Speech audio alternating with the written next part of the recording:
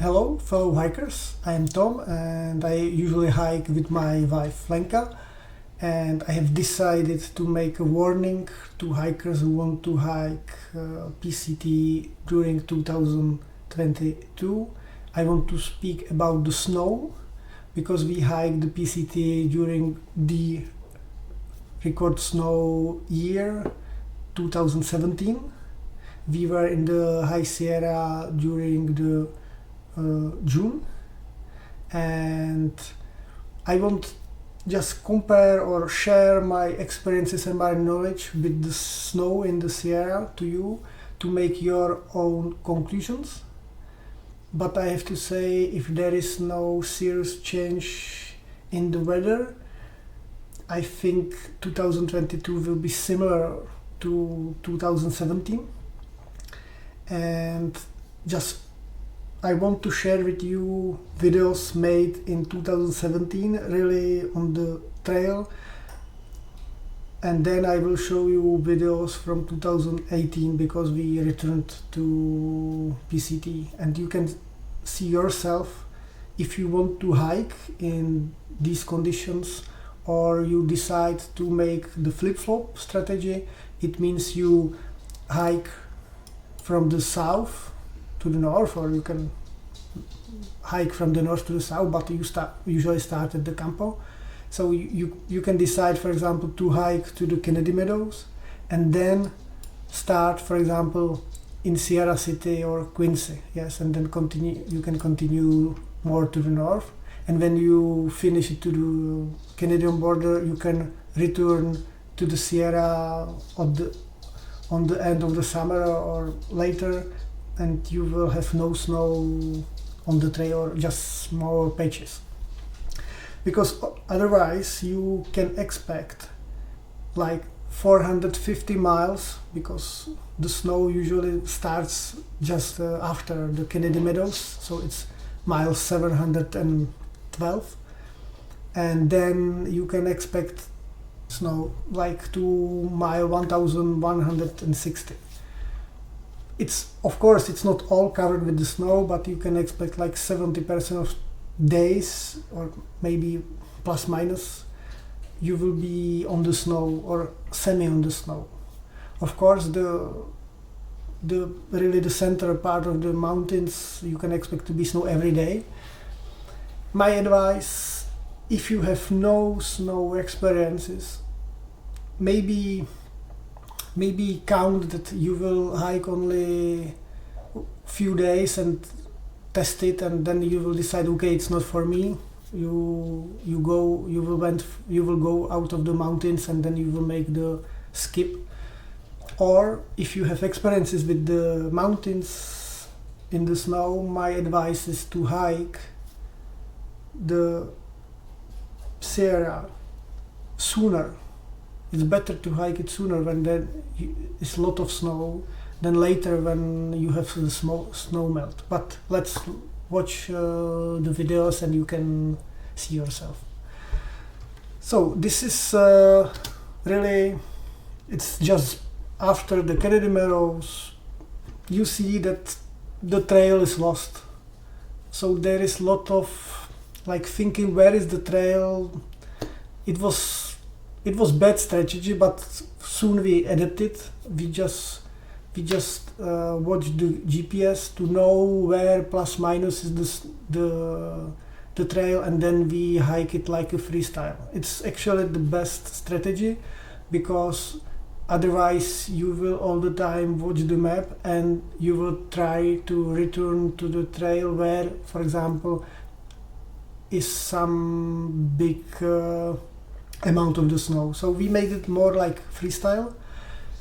My advice, don't hike it alone, yes, because we were two. If something happened to one of them, the other can call for the help. Let's say call if you have the Spot or Garmin, or do something. But if you are alone, you have some troubles, you can't do anything, and there is very low chance somebody will find you, because normally if you are injured you stop on the trail and somebody will catch you, but here when you are somewhere else, it's not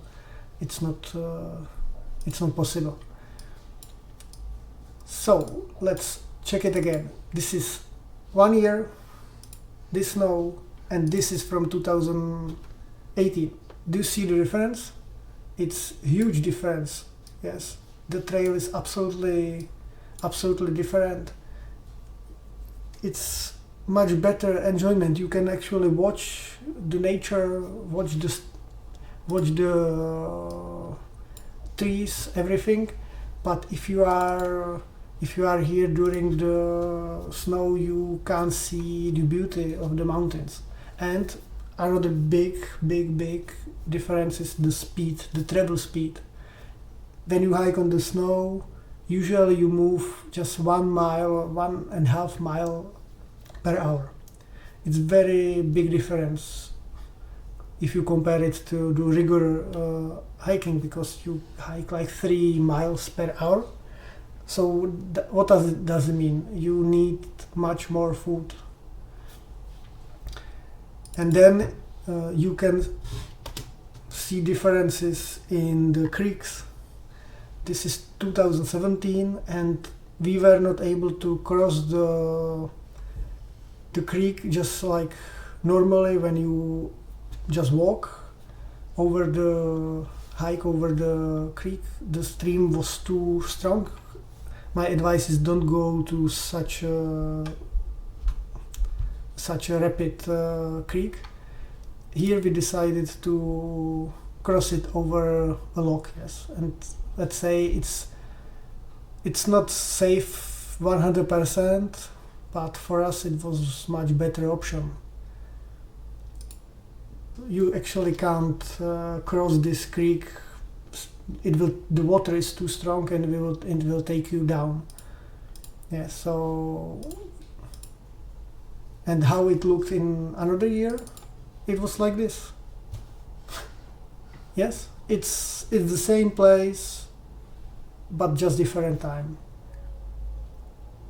Yes, so really, it's actually dangerous. This is view from the Mount Whitney. Mount Whitney is not on the PCT, but usually you make a side trip to see the beauty. I want to show you this picture to make it for you more imaginable, that really all is covered, almost all is covered with the snow. Only on the lower elevation you have normal ground. So you can see that the snow is present everywhere and it's not really fun. Now we are approaching Forester Pass. It's over here, and usually when you read blogs about how hard or dangerous the Forester Pass is, you are actually reading about this small section, yes, because normally the snow is only here and all this is without snow. But in 2017, after we already hiked like 3 days or 2 days on the snow, the Forester Pass was not hard for us actually, yes. It was just small part of, you see, this is the Forester Pass. This was just, I don't know, 15 meters of snow. My advice is to hike this part before 11 a.m. because around this time you can start to see the sun on the snow and the snow starts to melt, so it's softer. Yes, but I think it's not like if you hike it later, it's not possible. You can hike it, but for me it's more safe if I hike it on the frozen snow, of course when I have micro spikes, yes, than if it's melted. But for us this was not hard because we already hiked a lot of miles on the snow, and actually we were surprised how easy it was. Yes, and You see just the tactic. You have the Isaacs on the right side, and I was helping myself with the trekking pole, and it was fine. Nothing really bad. Now you can see it. You can watch it yourself a year later. It's really different. Yes, it's really different. So you can make your own decision. Now a few more videos, and that's all. This is sleeping nearby Kearsarge Pass. You can see you sleep on the snow, so it's really important to have good mattresses. The most common Z-Lite mattress is not warm enough, so it's good to have better, warmer mattress for the Sierra to sleep on the snow. Or my advice is buy emergency blanket and put it just under you, and it will help you to survive, really survive the nights. We were really looking forward to first sunshines. Really, it was. So there is a very high chance that if you have the regular hiking gear, you will be cold. So another advice: just take more warm gear, warm jacket or even trousers just for the Sierra. Yes, you can send this warmer one extra layer to the Canadian Meadows, you hike the Sierra, and then you will send it back to your friends, family. But we hike it just with our standard gear, and I have to say it was really the limit.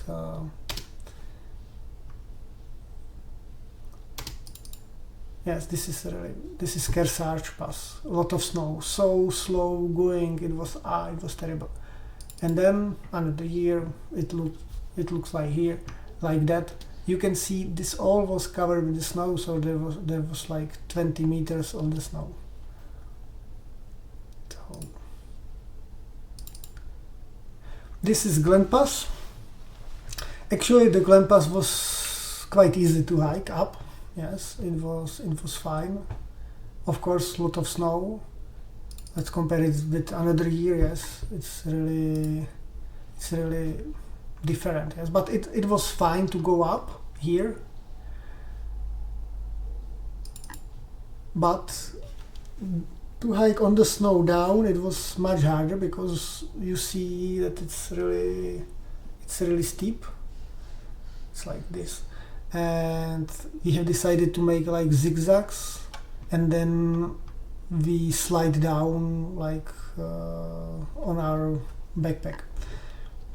But here we are like during midday, I think it was like 1 p.m.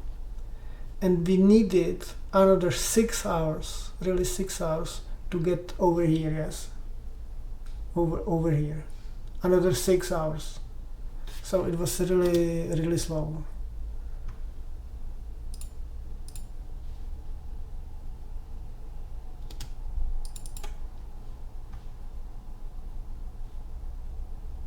So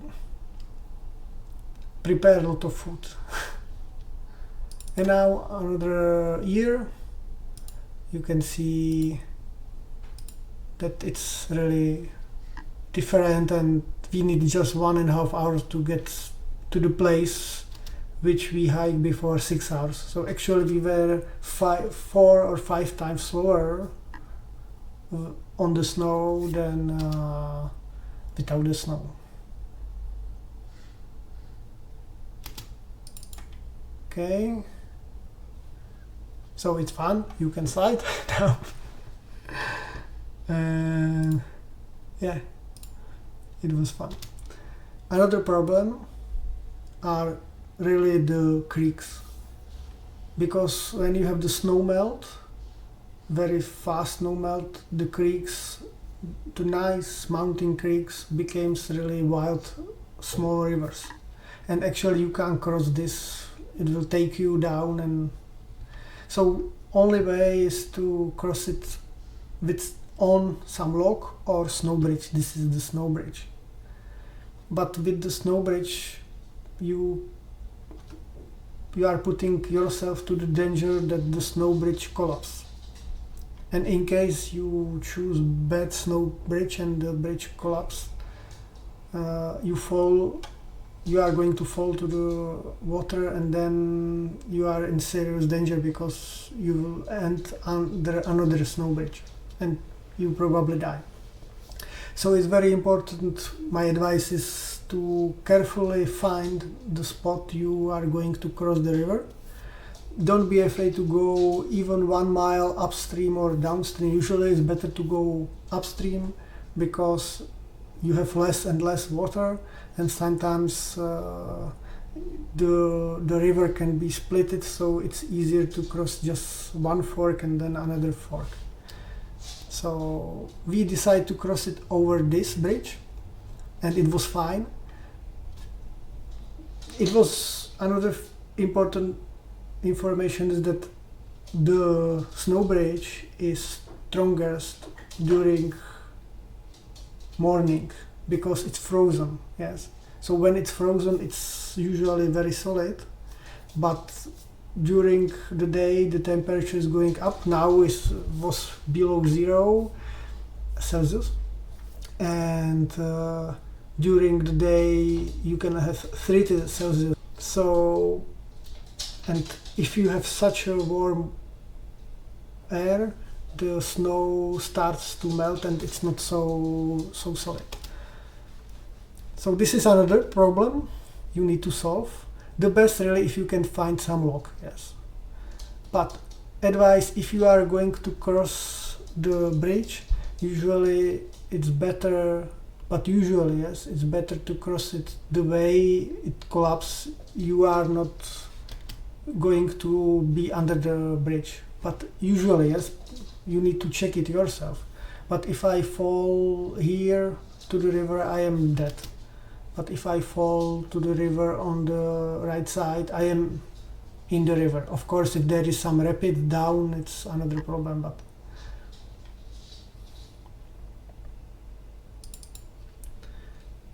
and when you are down on lower elevations, you have no snow, but really the big rivers, and there are no snow bridges. So it's very unfortunate that only a few bridges are in the Sierra, and I hope that there will be more bridges, because otherwise it's like this. And I am going to show you one more place, and it was a place where actually we had serious problem with the crossing. There we had Lenka had a problem to cross it. She was in the water and it's behind this corner, and it was like if we made another wrong thing, she can end in this river, and we are happy that we survived, let's say it like this. You can see another thing I want to mention. This is snow bridge, but this is, I think, really dangerous. If you see that the bridge is already like collapsing, it's not smart to go over such a bridge, because actually it can fall anytime. And this is again 2018. Yeah, so it's a really big difference. And so this is the creek. This is the creek we wanted to cross. We decided we will cross it over the rope. It was really stupid. And you see, we made another big mistake. We used like wet shoes to cross the creeks. Really don't do it. Hike with your shoes on. You will have wet shoes, okay, yes, but in these shoes you have really better traction. So really hike it really in your hiking boots or shoes. So this was really stupid to do such a tactics. For me it worked, yes, so you can see that I was fine, but then we wanted to use this rope like this way, and it was a problem. So, and this water is not crossable. Yes, it's too strong.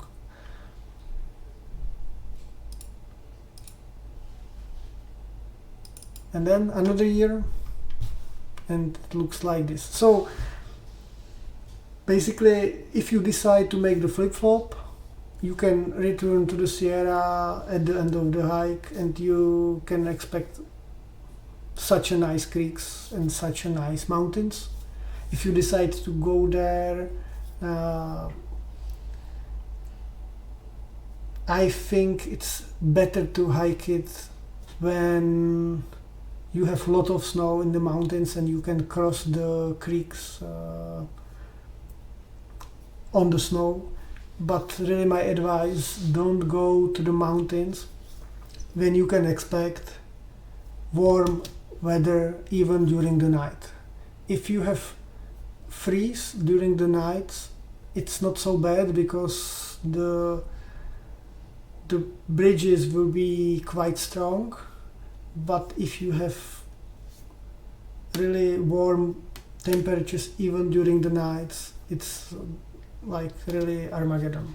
It's we are really happy that we have survived it. Another snow bridge. Yes, it's fine, you cross it, but if there is no snow bridge, you have problems. Okay, so this is how it was in 2017. My advice is, if you really don't like snow or you don't have experiences on the snow, it's better to skip it and return to the Sierras at the end of the trip. If you have some experiences with the snow, I think it's better to hike it when it's really covered with the snow and you have it like winter mountains hike. You have different gear, you have really warm jacket, you have pants, you have snowshoes, and you can really do it safe. But if you are in the high Sierra during hot weather, there is the danger with the rivers, and even you have fun on the snow, to cross through really cold water, it's not fun. It can be fun if you do it once or twice, but if you do it few days, it's not fun. And we experienced that our body was really tired. We were so tired. When we were in the mountains, we were focused. It was like we are in the war zone. Your body is really working. But after you are out of the danger, your body just shuts down. And many of our friends or people we know, many of them were not able to finish the trail because they were so tired. They became ill, they had some fractures, injuries, so they really quit the trail. Okay, so that's it. I wish you to have wonderful experience on the trail. I wish you to be safe, and I wish you to make the right decisions for you. So bye bye.